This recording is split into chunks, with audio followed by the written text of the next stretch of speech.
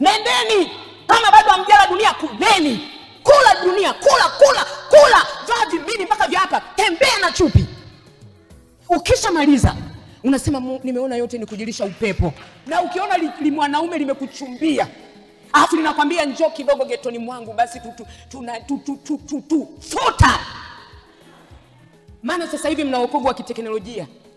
Na kabarua njoo basi leo nimekuja, sisi tumeshafikisha mpaka kwa wazee, sisi tumeshafanya hivi. Nani aliyewaambia nyinyi linaenda kule linakuchujisha, litakusumbua, hilo litakuwa lizinzi hivyo litakusumbua? Hakuna. Sio anawadanganya huko, njoo unanikataa mimi wewe, utazekea kanisani hivi. Huyu dadangu ameolewa akiwa na umri mkubwa huyu. Ameolewa akiwa na umri mkubwa. Hakuna kuzekea kanisani ukiwa unampendeza Mungu. Mungu sio dhalimu. Haleluya. Sio dhalimu. Sio mkienda nyinyi tulieni vieleni vyenu vyote vitaisha. Kuna watu wanatamani warudi tena usichana. Warudi tena nyinyi mnakimbilia kamwili kana kuasha. Katulize kwa Mungu. Ukiona kana kusumbua, ingia kwenye maombi masaa 12. Anza maombi. Funga. Unakaa imani mwa Mungu, alafu hawajui tofauti. Tunakukuta kule na boyfriend nje. Mimi si wewe unatuharibia, wewe unasababisha wasichana wengine wasije nyumbani mwa Mungu wewe. Nani amekufundisha huo utaratibu? Nani amewafundisha hayo maadili? Mmeyapata wapi? Wokovu ni nidhamu.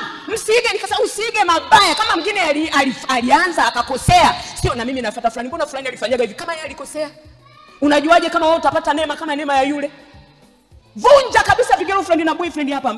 Hatutaki uzinzi. Mungu hapendi dhambi. Mwingine sasa kaondoka hapa kaenda kule ambako hatumjui. Unakakuta kalisha vaa kamepigilia nguo mpaka hapa. Hakaeleweki kako, usimuogopi baba, simuogopi nini? Huku nani anayeniona? Mchungaji wangu yuko, wewe nani amekwambia? Umetoka huko na madudu yako unakuja hapa kuimba. Alisema. Kwa sababu sasa hivi hawaanguki kama walivyokuwa wanaanguka zamani. Sisi sio mitume na manabii wa kusema leteni masadaka na kuwauzia maji na vipi, alafu hatujui wewe roho yako inaenda wapi. Sisi tunajali yako kalo kako. Siku moja tushinde dunia, tukamwone Baba.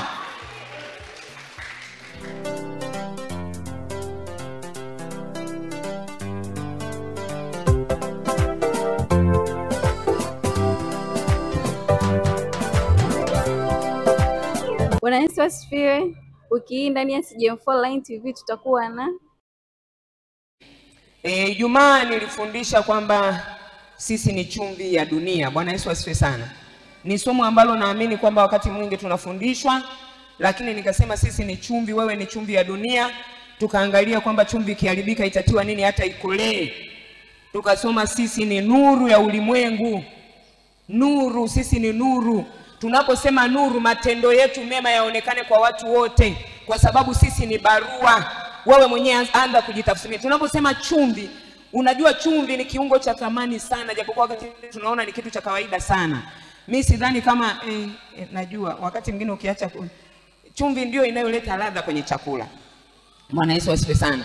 Maeneo mengi kwenye Biblia anasema chumvi kiharibika itatiwa nini hata ikolee, haifai ni kutupwa. Bwana Yesu asifiwe sana. Anasema lakini ninyi muwe na chumvi ndani mwenu. Chumvi ni Yesu. Chumvi ni badiliko.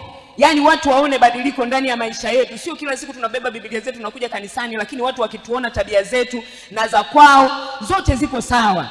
Bwana Yesu asifiwe sana. Hawaoni badiliko. Hapana. Kazini kwetu waone kwamba huyu mtu ameokoka. Yaani tabia zao na za kwako ziwe tofauti. Hiyo ndio maana ya kuwa chumvi. Bwana Yesu asifiwe sana. Hiyo ndio maana ya kuwa nuru. Yesu aliposema kwamba sisi ni nuru ya ulimwengu, maana yake nuru haikai gizani. Nuru ikiwaka, giza linaondoka. Kwa hiyo sisi ni nuru. Bwana Yesu asifiwe sana. Sisi ni nuru. Kwa hiyo nuru ni matendo yetu. Tujitahidi matendo yetu. Haleluya. Hata kama watu watatusingizia kwa vitu vibaya, lakini wakiaona matendo yetu wenyewe waseme jamani, kwa kweli yule hapana, yule wamemsingizia. Kwa hili hapana. Haleluya. Kwa tabia hii hapana, wamemsingizia. Hata ofisini wakisikia waseme huyu wamemsingizia. Mtaani wakisikia jambo lolote baya kwa wewe waseme huyu wamemsingizia, si waseme yule anaendaga tu kanisani anajifanyaga ameokoka. Tusiwazuilie watu washindwe kuja kwa Yesu. Bwana Yesu asifiwe sana. Haleluya. Haleluya. Bwana Yesu asifiwe. Mungu awabariki. Kwa hiyo leo tutajifunza tena jali zawadi ya wokovu aliyokupa Mungu. Jali zawadi ya wokovu aliyokupa Mungu. Mungu ametupa wokovu ambao ni wa thamani. Kwa wale ambao tulianza nao Jumatano, nimehubiri sana kwa habari za wokovu, kwamba tujali wokovu aliotupa Mungu, kwa sababu huu wokovu una gharama. Tusiuchezee ovyo ovyo. Mabinti zetu tunatakiwa kuwahubiria, kuwafundisha. Vijana wetu tunatakiwa kuwafundisha. Yani tusizoee. Unajua watu wengi wanafikiri kwamba kuna wokovu wa kisasa. Hapana. Fashion huwa zinakuja zinaenda. Fashion huwa kuna fashion moja inaweza kazuka watu wakapapalikia, lakini ikikaa kwa muda inaondoka. Fashion hii inakuja hivyo hivyo. Niligundua kwamba fashion zinakuja zinaondoka. Mimi niliona mavazi yanayovaa mama yangu aliyokuwa anavaa kipindi cha miaka 60 mpaka 70 na ngapi hapo. Walikuwa wanavaa vile vigauni vifupi vya hapa. Nikasema kumbe na zamani vilianza zamani. Kumbe hamna fashion mpya. Fashion zote zilianza zamani. Vifupi nikaona amepiga mwenyewe enzi zake mwenyewe na kigauni chake cha hapa nakwambia. Bwana Yesu asifiwe sana. Haleluya. Nikajua fashion huwa zinakuja zinaenda, lakini wokovu hauna fashion. Hakuna kwamba na wenyewe wale wokovu wao wa kizamani, sisi tuna wokovu wa kisasa. Hapana. Haleluya. Hapana, wokovu haubadiliki. Wokovu yani kanuni zake ni zile zile. Kanuni zake ni zile zile. Hata kama tukitaka kuupamba tufanyeje, tuweke mbwembwe, lakini bado utasimama pale pale kwa sababu neno halijabadilika. Bwana Yesu asifiwe sana. Ukisoma hii Luka 21 mstari wa 34, neno la Mungu linasema, basi jiangalieni mioyo yenu isije ikalemewa na ulafi na ulevi na masumbufu ya maisha haya, siku ile ikawajia ghafla kama mtego unasavyo, kwa kuwa ndivyo itakavyowajilia watu wote wakao juu ya uso wa dunia nzima. Basi kesheni ninyi kila wakati mkiomba, ili mpate kuokoka katika haya yatakayotokea na kusimama mbele za mwana wa Adamu. Bwana Yesu asifiwe sana. Haleluya. Anasema kesheni mkiomba. Kesheni mkiomba. Sasa jiangalieni sana msije mkalemewa na masumbufu ya dunia hii, kwa sababu nyakati tulizonazo kuna masumbufu mengi. Kuna mambo mengi yanayotusumbua kwa maisha. Kuna mambo mengi sasa hivi. Wamama tuko kwenye vikoba, tuko kwenye vyama mbalimbali. Wakati mwingine tumejali sana vile vyama hata kuliko ibada. Haleluya. Lakini Mungu ndio afya yetu. Mungu ndio kila kitu. Unajua Mungu akikupa afya pia amekupa vitu vyote. Ukikosa afya hata kwenye hivyo vikoba huwezi kwenda. Kwa hiyo yule anayekupa afya, kumbe unatakiwa kumfanya namba moja kwa kumjali. Hiyo elimu ulionayo sio kwamba kwa sababu ulikuwa na akili sana darasani. Wapo waliokuwa na akili kama wewe, lakini mpaka leo wengine hawana kazi. Mpaka leo wengine ni wanakijiji, lakini walikuwa na elimu. Kuna wengine mpaka wana madokta, lakini hana wenye degree ndo wamejaa mtaani.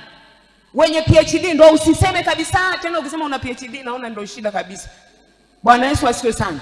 Wamejazana humo, lakini wewe Mungu amekupa hicho alichokupa ili umtukuze yeye. Haleluya. Na kwa sababu huyo aliyekupa ni Mungu, ukimjua yeye unatakiwa kumheshimu na kumpa shukrani. Bwana Yesu asifiwe sana. Na wala hutakuwa na sababu ya kudharau, hutakuwa na sababu ya kudharau. Hayo maisha ulionayo ni Mungu amekupa. Yaani dakika moja, dakika sifuri Mungu anaweza kubadilisha maisha yako, ukabaki unashangaa. Haleluya. Haleluya. Yaani tunaishi kwa ajili ya Mungu. Yaani hatuna cha kujivunia. Kama Mungu ndio kipaumbele chetu, tunatakiwa kujihadhari. Tutasoma hiyo Ebrania 2 mstari ule wa kwanza, nitaanzia hapo mpaka nitakapofikia mpaka 3. Anasema kwa hiyo imetupasa kuyaangalia zaidi hayo yaliyosikiwa, tusije tukayakosa. Kwa maana ikiwa neno lililonenwa na malaika lilikuwa imara, na kila kosa na uasi ulipata ujira wa haki, sisi je, tutapataje kupona tusipojali wokovu mkuu namna hii, ambao kwanza ulinenwa na Bwana kisha ukathibitika kwetu na wale waliosikia? Haleluya. Anasema tutapataje kupona tusipojali wokovu mkuu namna hii. Jamani, wokovu niligusia wokovu sio dini. Na ndio maana hapo mwanzo tulikuwa na dini zetu, na zile dini hazikutusaidiaga, dini za wazazi wetu, na ndio maana tukaokoka. Wengine waliokoka wakiwa na dini zao walikuwa na magonjwa lakini walishindwa kupona. Wengine walikuwa na adha mbalimbali, mateso na kila uharibifu, wakiwa na dini zao hazikuwasaidia. Kuokoka ni kuacha dhambi. Kuokoka ni kuacha uovu wa kila namna. Anasema tuache yale matendo na zile dhambi zinazotuzinga kwa wepesi tuache. Kuokoka ni kuacha uovu. Mabinti zetu, kuokoka ni kuacha dhambi. Nyinyi wanachuo, kuokoka ni kuacha girlfriend na boyfriend. Bana najuaga kuna wokovu wa kichuo. Wokovu wa kichuo ambao sasa tunaokoka lakini wanatoka huku na boyfriend wake na girlfriend yake hawajaoana wala wazazi wao hawajui, lakini wamekutana chuoni. Tena wakati mwingine wanafika kule wanakaa chumba kimoja. Wakitoka pale wanaenda wote wameshikana mikono, wanaenda kanisani. Eti huo ni wokovu wa kisasa? Hapana. Hakuna mambo ya girlfriend na boyfriend, huo sio wokovu. Wokovu binti ni kubadilika. Wokovu ni kuishi maisha matakatifu ya kumpendeza Mungu. Wokovu sio unakuja hapa kule unaka boyfriend kako mnachuja alafu mkitoka kule unakuja hapa mtakatifu. Hiyo tuliacha kule kwenye dini yetu. Lakini tunapokuja hapa maana yake ya kuokoka ni kubadilika. Tunapokupa sala ya toba maana yake ubadilike, uishi maisha matakatifu ya kumpendeza Mungu. Kuokoka ni kuacha dhambi. Wengine wanasema tutaachaje jamani? Unajua sasa hivi kuna mafundisho wanasema hivi utaachaje? Yaani wewe kijana kweli, labda kama hujakamilika mwili wako vizuri, wewe kijana kabisa, unaweza kaacha kuwa na girlfriend na boyfriend. Labda kwanza nikasikia mafundisho mengine wanasema hivi, kwanza iti inakufanya kama akili yako isiwe vizuri. Yaani mmepamba vitu vingi. Bwana Yesu asifiwe sana. Kuokoka. Anasema mtapataje kupona msipojali? Tutapataje kupona tusipojali? Na tunapookoka kuna nidhamu ya wokovu. Watu wakiwaona vijana waliokoka, wakiwaona wamama waliokoka, wakiwaona wababa waliokoka, waone tofauti. Sio ni baba niliokoka so tunalikuta tuliko nilikuwepo tu baa. Yaani mimi hata sikunywa bia moja. Wewe unatupa sisi kuwa na question mark. Mimi nakaaga tu pale. Kuna maeneo mengine kama una Roho Mtakatifu atakwambia hapa sio pako, ondoka. Lakini kama Roho Mtakatifu amekufa ndani, unakaa tu hapa na wewe unazogudua na wale maroho na wewe anakuingia. Na ndio maana katika ulimwengu wa roho unakuwa unaonekana vibaya kwa sababu hujui kutofautisha, hujui. Lazima wakuone tofauti. Mabinti zetu lazima muwe tofauti mliokoka na wale ambao hawajaokoka. Jitengeni yani kuokoka kuna kadiscipline fulani. Roho Mtakatifu anakukumbusha lakini wewe umeokoka. Acha hii. Kuna utaratibu. Kuna utaratibu hata wa kuchumbiana ndani ya kanisa la Mungu. Sio kijana uliokoka sasa mko kwenye mkesha mkishamaliza pale ni wawili mnachumbiana kienyeji, mkishachumbiana mmemaliza nini. Yaani si tunakuja kufikishia taarifa tu mlishayamaliza. Jamani, kijana umemwona binti umempenda, yule nimempenda. Nenda kwa mzee wa kanisa. Nenda basi hata kama uwezi kwa mwenyekiti wako wa vijana kuna 1, 2, 3 atakuelekeza. Nenda kwa wazee wa kanisa. Wanaleta kwa wazee wa kanisa. Sisi tukilipata lile tunamwita yule binti kwa utaratibu. Na hata mkianza uchumba muheshimiane. Sio sasa nimesha kuchumbia. Tumesha kwa mke. Sisi tumechumbiana, si nitakuoa. Njoo huku basi. Yaani hata wewe nani amekwambia? Nani amekwambia? Kuokoka ni utaratibu. Na ukiona mwanaume limekuchumbia, alafu linakwambia njoo kidogo getoni mwangu basi futa.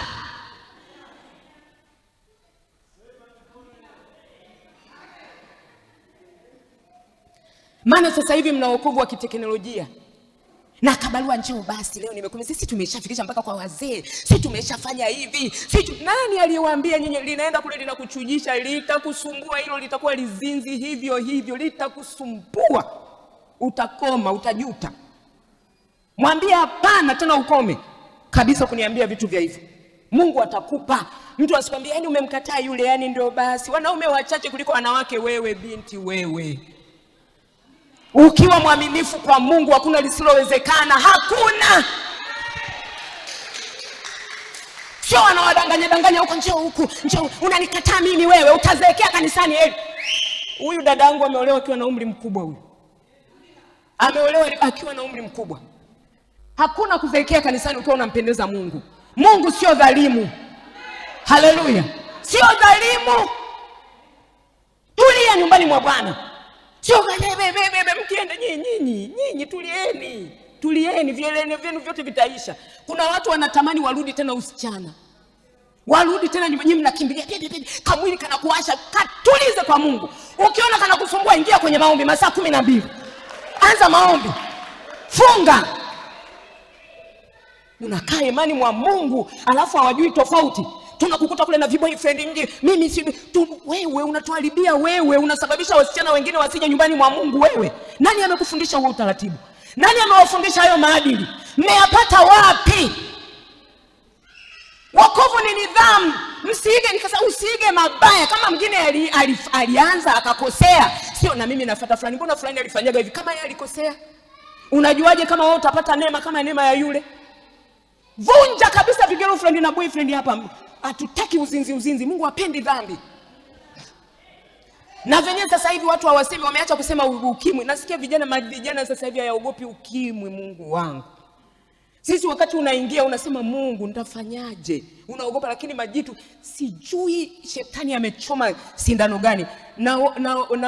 Na watafiti wanasema sasa hivi ndio kuna ukimwi, yani ukimwi uko nje tu mwingi. Lakini mavijana sasa hivi hayaogopi. Tena ukimwambia wewe kuna ukimwi anasema wewe mshamba nini? Yani wewe unaogopa ukimwi. Unaogopa ukimwi wewe. Basi kama uogopi ukimwi, muhofu Mungu. Yusufu aliogopa. Yusufu akasema nitafanyaje uovu huu nimkose Mungu? Na Yusufu aliogopa, sio kwamba alikuwa kwa baba yake na mama yake au wazee wa kanisa mchungaji wake atamuona. Alikuwa mbali Misri, wamemuuza utumwani, wasikokuepo wazazi wake. Lakini kwa sababu wazazi wake hawakuepo, alimhofu Mungu. Mwingine sasa akaondoka hapa kaenda kule ambako hatumjui. Unakakuta kalisha vaa kamepigilia nguo mpaka hapa.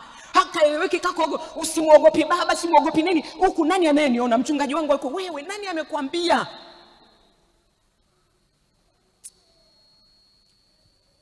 Wokovu ni wa gharama sana. Anasema tutapataje kupona tusipojali wokovu huu ambao Yesu alikufa pale msalabani? Sasa hivi kuna wokovu wa kawaida, desturi. Yani nasema tu kwa binti zetu, hata sisi watu wazima tunatakiwa kujali. Sisi wa mama, wa baba, tunatakiwa kujali, kuwa waaminifu.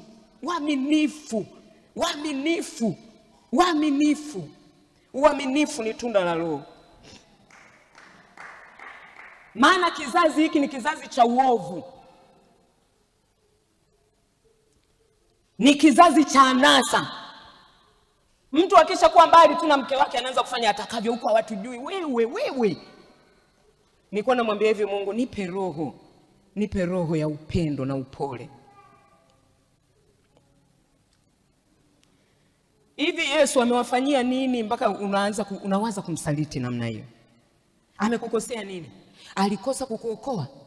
Alikosa kukuponya? Alikosa kukufanyia hiyo afya ulionayo dakika 0 anaweza kaiondoa? Yani tunakuaga na viburi basi tu. Yani tunakuwa na viburi, sijui sisi ni kama watoto, lakini Mungu anatuchukulia sana, anatuhurumia sana.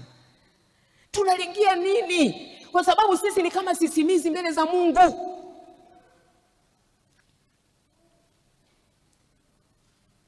Nilisema sisi sio mali yetu sisi wenyewe, sisi ni mali ya Yesu. Sisi tumenunuliwa kwa damu ya thamani iliyomwagika pale msalabani.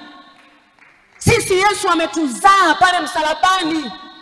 Ametuzaa kwa bei ya thamani. Mwanamke anajua tunapoenda leba kuzaa, damu na maji vinatoka. Ndivyo Yesu alivyotuzaa kwenye ule msalaba. Mateso aliyopitia ni mateso ya ajabu. Lakini leo wakati mwingine kanisa la Mungu tumezoelea wokovu mpaka nyumbani mwa Mungu. Wokovu ni wa kisasa, sio ule wa zamani. Bwana wewe unatuletea kisasa sisi hapa. Unatuletea kisasa.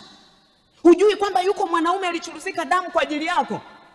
Hujui kwamba yuko mwanaume alikugharamikia wewe? Wewe unaenda tu uko na chakachua, alafu ukija venyewe hofu ya Mungu haipo. Umetoka huko na madudu yako unakuja hapa kuimba. Yesu alisema. Kwa sababu sasa hivi hawaanguki kama walivyokuwa wanaanguka zamani. Mnisamee wanakwaya, sio nyinyi.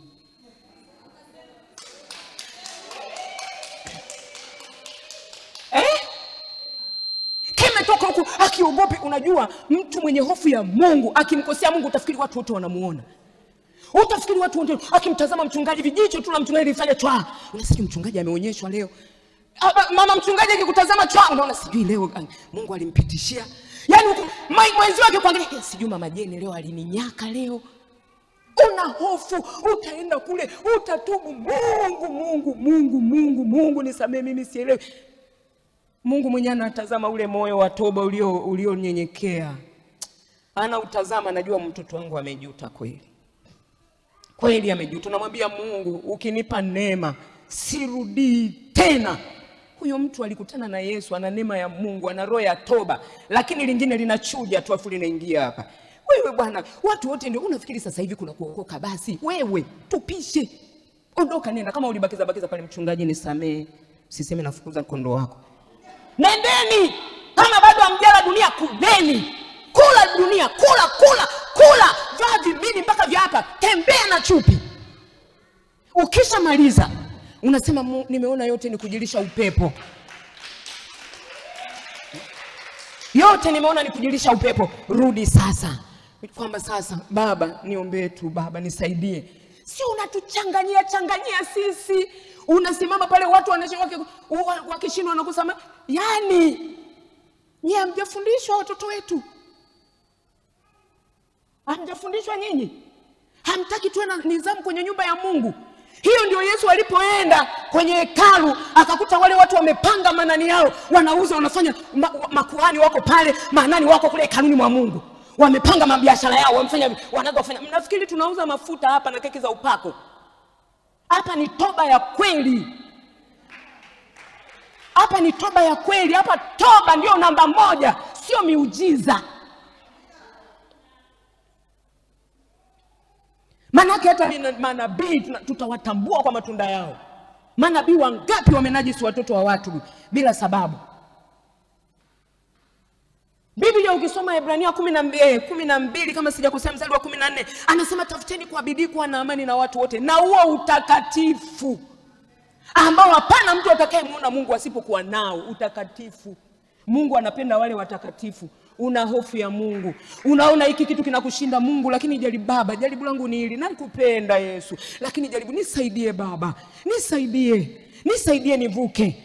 Baba hili linanishinda. Nisaidie. Utaona Baba anakuinua mkono, maana si unataka kutoka. Haleluya. Unataka kutoka na kusema Baba mimi nisaidie. Mungu atakuvusha. Jamani, kila kitu cha Mungu kina kanuni. Tukiacha hii kanuni tutarudi kule tulikotoka. Kila kitu kina kanuni. Mheshimuni Mungu aliyewaokoa. Ninajua wengine mko humu ni watoto wetu. Tumewazaa kwenye wokovu. Hamjui thamani ya wokovu tulionao sisi. Hamjui wokovu sisi tulivyoupata. Tuliupataje? Hamjui tulikuwa na magonjwa kiasi gani huyu Yesu akatufungua na yale magonjwa. Hamjui ni jinsi gani tulikuwa tumetupwa nje, Bwana akatuingiza ndani. Na ndio maana mnaswambagula tu. Tulieni nyumbani mwa Mungu mjifunze. Tulieni nyumbani mwa Mungu. Changanya hapa. Wewe unafikiri unavyochanganya hapo unamsumbua mchungaji wako?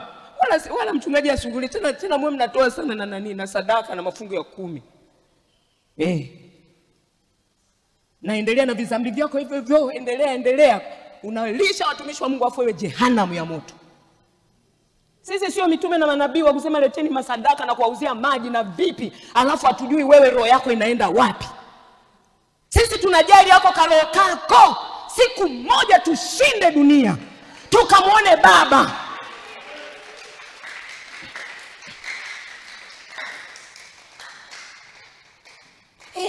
Anahubiri si kwa sababu ameolewa. Yaani angekuwa wasichana kama sisi angejua matatizo yetu. Wewe nimeanza kumtumikia Mungu nikiwa msichana, nimeokoka mimi nikiwa sekondari. Amnidanganyi wanachuo wala nani, amnidanganyi. Najua changamoto zote mnazopitia, lakini ushindi upo.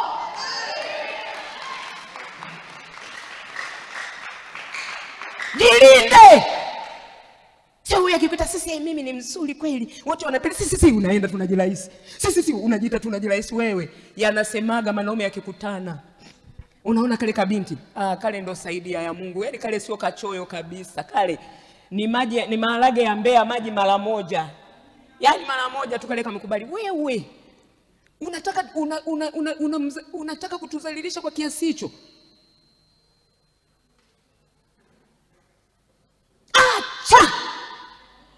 Acha kabisa, geuka. Mwambie Mungu nisaidie. Mungu anaweza kukusaidia kwenye usichana wako na ubinti wako ukaishi maisha ya kumpendeza Mungu. Anaweza. Anaweza. Wewe sio wa kwanza, wapo. Acha, mwambie Mungu nitie nguvu niwezeshe. Mungu atakuwezesha, atakusaidia. Atakupa mume mzuri anayetoka kwake. Atakutendea hitaji la moyo wako mimi silijui. Mungu atakufanyia. Kwa sababu Mungu anawaheshimu wale wanaomheshimu. Ukiwa unamdhalilisha Mungu na Mungu naye atakuwa anakudhalilisha tu. Lakini ukimheshimu kwenye ubinti wako naye Mungu atakurudishia heshima. Kwa hiyo kila unachopanda utavuna. Wewe usiseme huyu kijana anakudanganya, akioa si ndio atatulia wewe. Nyinyi mnaijua, nyinyi mnajua roho nyinyi. Unajua ukianza kwa kuchakachua utamaliza kwa kuchakachua. Na Mungu hata kutetea, hata kupigania.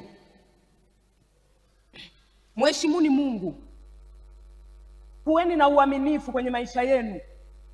Kujidai kwamba mnaenda na wakati, mnaenda na teknolojia, mnafuata wazungu. Maana nakumbuka kipindi fulani mchungaji wetu, baba yetu askofu marehemu Kulola, nani alienda Ulaya akamwambia, yani ubili yote lakini usihubiri juu ya girlfriend na boyfriend. Kuna injili gani juu ya girlfriend na boyfriend ili nini? Kuna biashara gani hapo inayofanyika? Tusaidie sana. Anasema tutapataje kupona tusipojali? Tunatakiwa kujali wokovu tuliopata. Tunatakiwa kujali. Watu wengi wanatamani kuokoka lakini hawajaipata hii neema. Umeipata wewe. Na kwa sababu wewe umeipata hii neema, Mungu anakuheshimu. Vijana wetu mnapokuwa kwenye vijana, ambukizaneni tabia njema. Njema, ambukizaneni tabia njema, sio mbaya. Na wewe mwingine usiige ubaya. Umeona fulani anafanya ubaya na wewe unaiga ubaya, hapana. Hapana, hapana. Msaidie mwenzio kwa upole na upendo. Msaidie. Saidie kwa upole na upendo. Ili tupate kuvuka. Maana nyakati tulizonazo ni nyakati za jioni. Mungu wetu anataka kanisa takatifu lisilokuwa na mawaa. Hilo ndio analitafuta Mungu. Hilo ndio analitafuta Mungu. Hilo ndilo analitafuta Mungu. Yesu alishinda akasema na sisi tutashinda. Bwana Yesu asiwe sana. Unajua kizazi tulichonacho ni kizazi cha zinaa. Shindeni. Angalieni sana vijana wetu yale mnaoyaangalia. Angalieni. Angalieni. Unajua wakati mwingine teknolojia sisi sijui ilitusaidia. Sasa hivi mambo yote yako kwenye mitandao. Chochote unachokigugo kinatokea pale. Na vijana wetu kila wanavyoviangalia kwenye simu hivyo ndo wanaona hivyo ndo maisha. Kumbe mpinga Kristo ameandaa hayo ili kuliteka kanisa. Kwa sababu shetani hataki hata mtu mmoja aokoke akamuone Yesu. Na watoto wetu kwa sababu hawajui kuchuja, wakishaangalia anatamani naye akafanye practice kidogo. Na ndio maana sasa hivi kuna mambo ya ushoga yamejazana kwenye mitandao na watoto wetu wanaiga humo. Kuna mambo ya ndoa za mwanamke kwa mwanamke zimejazana kwenye ushoga, na mwingine anaangalia lile liloli kikuingia unajikuta unavutwa kwenda kufanya hayo. Watoto wetu hamtaenda kumuona Mungu. Angalieni sana mitandao. Mnajifunza nini? Mnajifunza nini? Kwa sababu hapo unaweza kujifunza ya Mungu na hapo ukajifunza ya kuharibu dunia. Leo hii watoto wadogo wanajua mambo ya ajabu ajabu mpaka unashangaa. Nyakati tulizonazo ni nyakati za mwisho, natamani kulia. Hizi ndio nyakati ambazo tunasema wamama hatuna muda wa kupoteza kukaa kwenda kupoteza muda, ni kulia wamama. Tumesema maombi ya siku 21 wamama, tuombe. Mauti zimetupandia madirishani mwetu. Na si wamama tu, na si vijana tu, hata wamama sasa hivi na sisi tuko kwenye mitandao. Na nasikitika kwamba hata wamama tunaharibika kwenye mitandao. Hata wababa tunaharibika kwenye mitandao. Na wewe ni baba umeokoka, unaanza kuangalia vitu visivyofaa. Zile ni roho. Mungu atusaidie. Ndio majira na nyakati tulizo nazo. Lakini Mungu atulinde, atutetee, atupiganie. Kwa sababu sisi ni nuru. Sisi ni nuru. Hatutakuwa na cha kujitetea mbele za Mungu. Hatutakuwa na cha kujitetea. Anasema tutapataje kupona tusipojali wokovu ambao tunajua Mungu ametupa neno. Tena hili neno liliandikwa Kigiriki au Kiebrania kwamba jamani, hatujui kusoma, tungekuwa tuna mtu wa kutufafanulia Kiebrania, tungelishika hili neno. Lakini neno hili linaandikwa mpaka kwa kabila yako kama uelewi Kiswahili. Mpaka kwa kabila yako. Neno hili linaandikwa Kisukuma. Neno hili linaandikwa Kinyakyusa. Neno hili linaandikwa Kisafa mpaka Kinyamwezi. Tutasema kwamba tulielewa na neno lako Mungu. Tutengeneze maisha yetu na Mungu. Tutengeneze maisha yetu. Wokovu ni wa thamani, ni wa gharama. Yaani sasa hivi dunia ni kijiji, ni utandawazi. Utandawazi una faida na hasara kubwa tusipoutumia vizuri. Haleluya. Tusipoutumia vizuri. Mimi naangalia kuna taifa moja naona vijana wana discipline, yani mashuhuda wanaoshuhudia kwenye hiyo mitandao. Nasema vitu vya ajabu. Na vile vitu unavyovisoma, unavyokutana navyo mara kwa mara unaona ni kitu cha kawaida.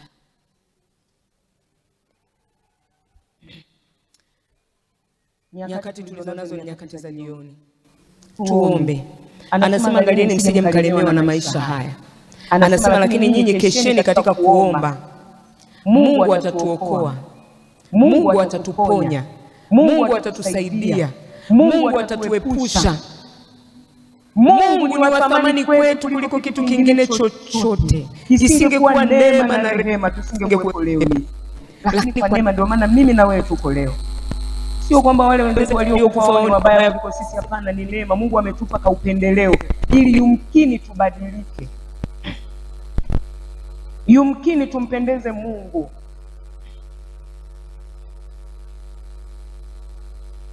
Yumkini tumpendeze Mungu. Ndugu zangu, tunaenda kwa Baba. Tunaenda kwa Mungu wetu. Kwa hiyo tutafute kwa bidii kuwa na amani na huo utakatifu. Tafuta. Mwambie Mungu nisaidie. Kila mtu anajua ni wapi anashindwa. Kila mtu anajua. Wala usimwogope Mungu. Mungu ni baba yetu. Yeye anajua ninaposhindwa mimi, anajua unaposhindwa wewe. Yeye ni baba.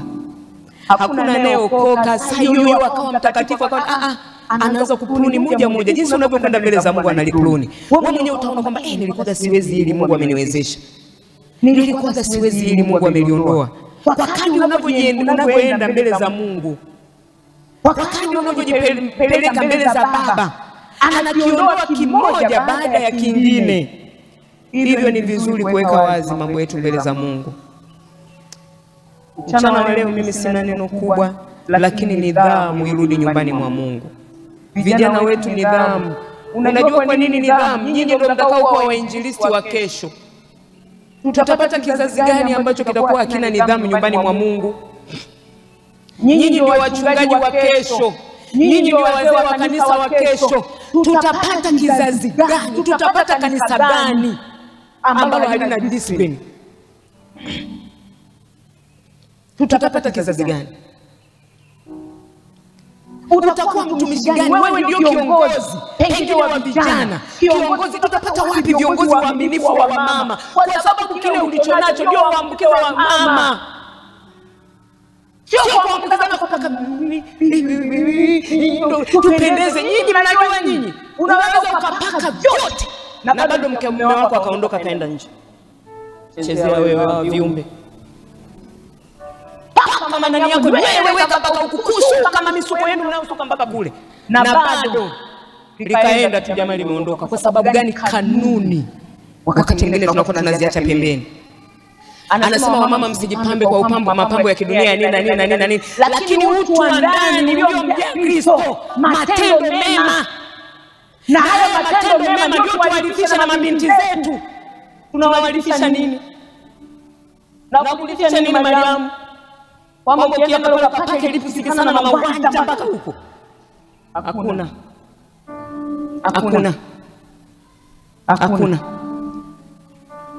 Kwamba siku ya nani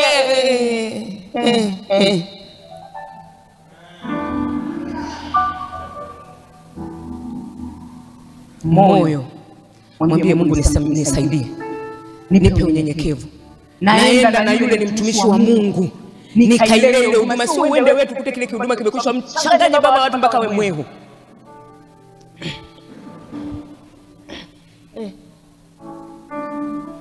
Mimi nasema nyinyi msizanie mimi mwenyewe vipo, nasema mabinti zetu, nasema nyenyekeni kwa Mungu, jipelekeni kwa Mungu. Yaani haya mambo sio usizanie kwamba ukijinani sana ukajichukua na kujichukua ukafanya nini ukaongeza na huku. Mbona wenyewe wa China waongezi? Sasa mmoja alikuwa anamlaumu mwenzia, anamwambia hivi ameongeza huku, sio akatumia madawa mabaya kunaoza huku. Kunaoza.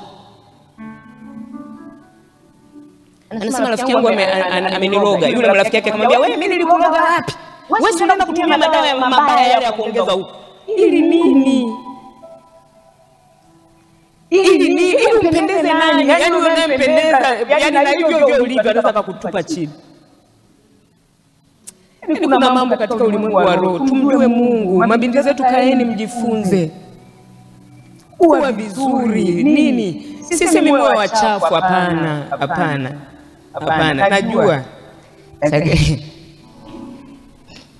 Najua. Muwe wasafi tu. Nasema hapa, nasema na mimi na kwa binti yangu, sio nasema kwenu tu. Nasema mama, na unataka tu 47 tu wachafu. Tu washamba. Usilichafue ovyo, usiligawe ovyo. Heshimu sana na Mungu atakuheshimu. Tutakwenda kusimama. Tutakwenda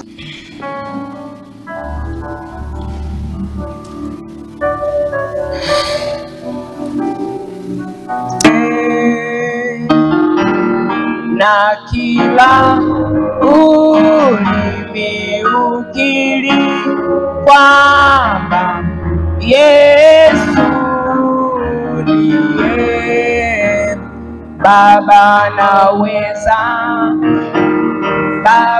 naweza asifiwe. Amefufuka kifoni, anaweza. Na kila ulimi ukiri kwamba Yesu anaweza. Utakwenda kusema maneno haya pamoja na mimi. Sema, Bwana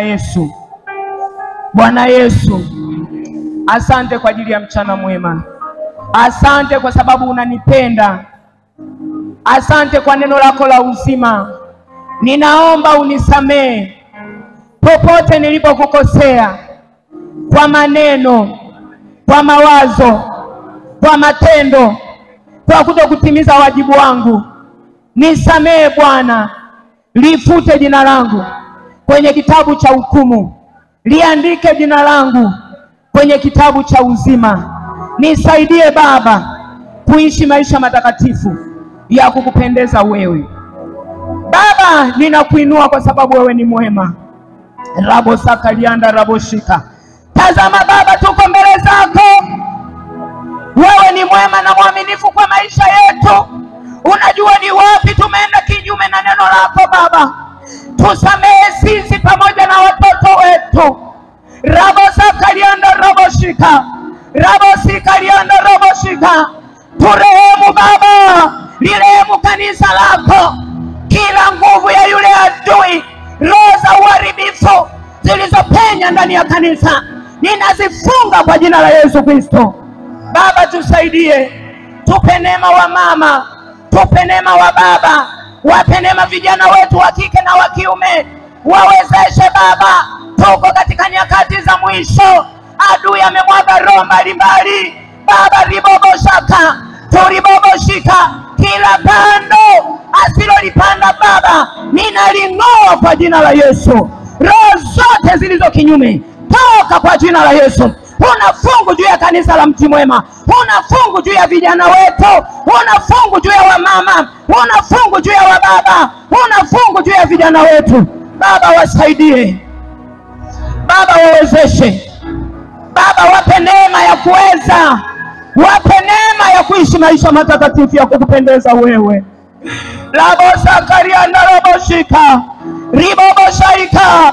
Wewe ulishinda ulimwengu, ukasema na sisi tutashinda. Tazama Baba, tuliposhindwa, tazama tulipokuwa dhaifu, ponya maisha yetu. Roho zote nazing'oa, roho zote nazibomoa. Huna fungu juu ya kanisa la Mti Mwema Baba, tupe neema.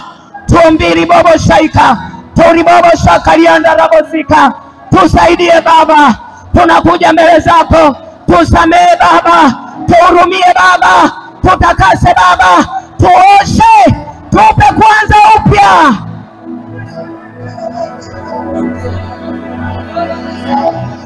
Tupe kwanza upya Baba, tupe kwanza upya. Neema yako ikawainue watoto wetu, neema yako ikawainue vijana wetu, neema yako ikaliinue kanisa lako Baba, tukakupendeze wewe Mungu uliye mwaminifu. Usitupite Baba, unapozuru makanisa ya Tanzania, usiache kuizuru Mji Mwema. Utusaidie, ututetee, utupiganie katika jina la Yesu.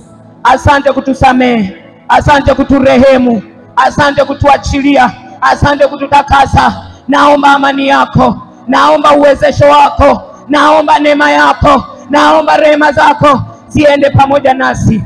Tukuone wewe Baba, tunakushukuru maana wewe ni mwema na mwaminifu. Katika jina la Yesu tumeomba na kushukuru, amen. Mungu akubariki, Mungu akubariki.